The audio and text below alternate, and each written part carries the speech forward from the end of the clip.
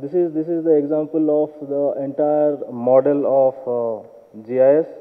So this is what we did initially was that we collected all the information from all the nodal agencies, like what are those existing informations we have, and how we can utilize those information for the planning purpose and for the implementation purpose.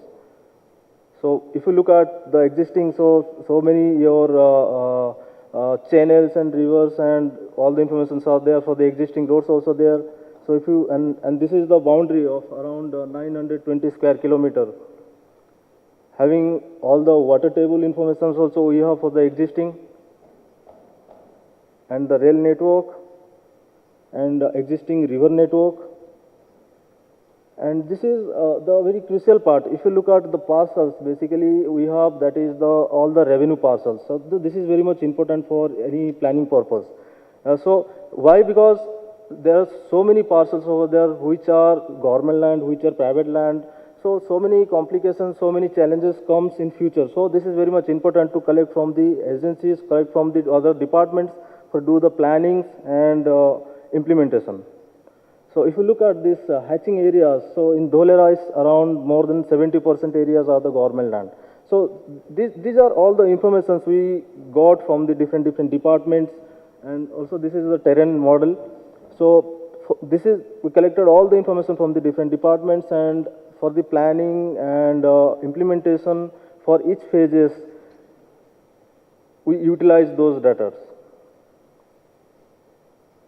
So this is the typical table basically for your all the borehole informations. That is what is the depth of all the boreholes, what is the altitude, what are the water levels, and all the stuff. As I said, the Jugal about all the phases, that is phase 1 to phase 6, having the borehole informations and your land informations over there. So if you look at the activation zone, particularly we discussed, that is more than 65% areas coming under the government parcels. So this is a good sign for all the infrastructure to be set up easily, and we can do the plannings and for the implementation. And this is the typical our database for existing and the purpose your proposed geodatabase in GIS platforms. That is, you can say the water tables information we have, that is existing earthquake data and railway lines and all the roads informations, and also the revenue plots and the village boundaries.